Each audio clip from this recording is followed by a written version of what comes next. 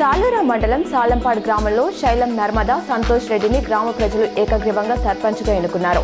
ఈ సందర్భంగా ఆమె గ్రామస్తులకు హృదయపూర్వక కృతజ్ఞతలు తెలిపారు. తెలంగాణ రైజింగ్ నిరంతర ప్రక్రియ అని అందరి సహకారంతో లక్ష్యాలన్నింటినీ సాధించగలమన్న నమ్మకం ఉందని సీఎం రేవంత్ రెడ్డి పేర్కొన్నారు. చైనా సహా Japan, Germany, Singapore, south Korea నుంచి ప్రేరణ పొందామని, వారితో పోటీ పడతామని వివరించారు. నిజామాబాద్ పోలీస్ కమిషనరేట్ కార్యాలయంలో సోమవారం పోలీస్ ప్రజావాణి నిర్వహించారు. సిపి సాయి చైతన్య జిల్లాలోని వివిధ ప్రాంతాల నుంచి వచ్చిన 24 మంది నుంచి ఫిర్యాదులను స్వీకరించారు. ఫిర్యాదుదారుల సమస్యలను విని వాటిని చట్ట ప్రకారం పరిష్కరించాల్సిందిగా సంబంధిత పోలీస్ స్టేషన్ల అధికారులకు పలు సూచనలు చేశారు. ఆర్మూర్ మండలంలోని పెరికిట్లో శ్రీ శ్రీ భ్రమరాంబిక మల్లికార్జున స్వామి జాతర సోమవారం భక్తి శ్రద్ధలతో నిర్వహించారు. పెద్ద ఎత్తున భక్తులు పాల్గొన్నారు.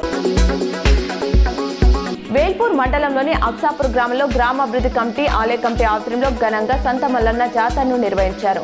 ఈ సందర్భంగా వారు మాట్లాడుతూ తెలంగాణ రాష్ట్రంలోనే భక్తి శ్రద్ధలతో జరుపుకునే అతిపెద్ద సంత మల్లన్న జాతరను అక్సాపూర్ గ్రామంలో జరుపుకోవడం జరుగుతుందని అన్నారు. పార్లమెంట్ సభ్యులపై అనుచిత వ్యాఖ్యలు చేసిన రాజ్యసభ ఎంపీ రేణుకా చౌదరిపై బీజేపీ ఎంపీలు మండిపడ్డారు. బ్రిజ్లాల్ గోపాలస్వామి ఆమెకు ప్రివిలేజ్ నోటీసులు ఇచ్చారు. వాటిని రాజ్యసభ చైర్మన్ ప్రివిలేజ్ కమిటీని పంపారు. ఇటీవల ఆమె పార్లమెంటుకు పెంపుడు కుక్కను తీసుకెళ్లగా సిబ్బంది అడ్డుకున్నారు.